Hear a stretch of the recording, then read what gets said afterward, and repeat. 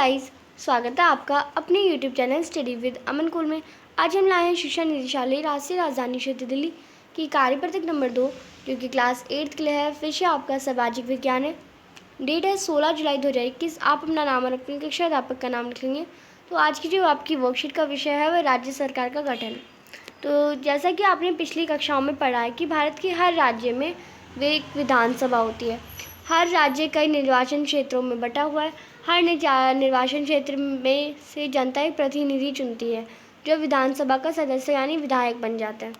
चुनाव में लोग अलग अलग पार्टियों की ओर से खड़े होते हैं, लेकिन इसलिए विधायक अलग अलग राजनीतिक दलों के होते हैं। जिस राजनीतिक दल के विधायक आधे से अधिक निर्वाचन क्षेत्र में जीत जाते हैं, राज्य में उस दल को बहुमत माना जाता है। बहुमत प्राप्त करने वाले राजनीतिक दल को सत्ता पक्ष और अन्य सबको विरोधी पक्ष वाला कहा जाता है।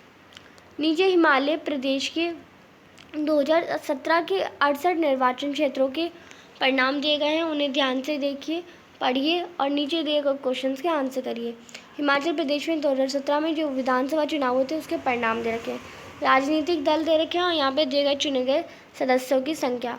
तो भारतीय जनता पार्टी भी यानी बीजेपी को 44 मिले थे। इंडियन नेशनल कांग्रेस यानी INC को 21, communist party of India Marxist को 1 मिले थे और निर्दलीय यानी जो किसी भी पार्टी को नहीं लेना चाहिए यानी कोई अलग पार्टी लो, ये तीनों बेकार है, ये तीनों खराब है, तो उसे 2 ने वोट करा था। कुल योग 68 हुआ था। अब इससे रिलेटेड प्रश्न जो है, प्रश्न नंबर 1 है, बहुमत प्राप्त करने के लिए किसी भी राजनीतिक दल को कम से कम कितने चुने हुए सदस्य विधायकों की आवश्यकता होती है। तो बहुमत प्राप्त करने के लिए आप इसमें कर देंगे आंसर, बहुमत प्राप्त करने के लिए किसी भी राजनीतिक दल को कम से कम 35 विधायकों की आवश्यकता होती है। तो आप इसका आंसर कर लेंगे। सेकंड क्वेश्चन है, उपरोक्त में से कौन सा दल राज्य सरकार का गठन करेगा अथवा सरकार बनाएगा? तो कौन सा है? तो आप इसका आंसर कर देंगे भारतीय जनता पार्टी यानी BJP। थर्ड क्वेश्चन है, उपरोक्त दलों में कौन सा दल विरोधी दल कहलाएंगे? तो कौन से दल? तो आप लिख देंगे इंडियन नेशनल कांग्रेस और कम्युनिस्ट पार्टी ऑफ इंडिया, वो दोनों इसके विरोधी दल की भूमिका निभाएंगे। भारतीय राष्ट्रीय कांग्रेस तथा कम्युनिस्ट पार्टी ऑफ इंडिया, ये दोनों किसकी भूमिका निभाएंगे? विरोधी दल की। तो आज की जो आपकी जो वर्कशीट थी इसमें 3 क्वेश्चन थे। अब हमें कुछ इन्फॉर्मेशन दे रखी है, इसे पढ़ते हैं।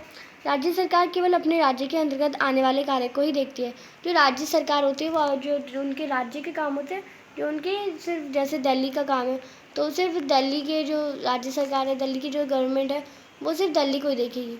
जैसे राज्य की शिक्षा देखती है वो, जैसे एजुकेशन चल रही है, हेल्थ के देखती है, सड़कें देखती है, पीने का पानी सही आ रहा है, बिजली सही हो रही है, ये सब देखती है।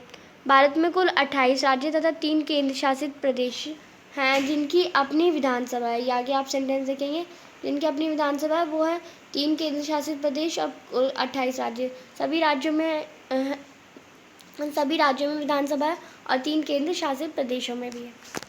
अब ऐसे कार्य जिनका असर पूरे देश पर पड़ता है, जैसे पूरे देश सीमाओं की सुरक्षा या रेल व्यवस्था या संचार करना या बैंक का काम, जिसका पूरे देश पे प्रभाव पड़ता है, अगर ये कर दिया, ये बोल दिया इन्होंने, तो पूरे देश में ये लागू हो गया, उसे हम ऐसे कार्यों को कौन देखता है? केंद्र सरकार देखती है। राज्य सरकार अपना राज्य का देखती है, पर वो जो पूरे भारत को देखती है वो केंद्र सरकार होती है।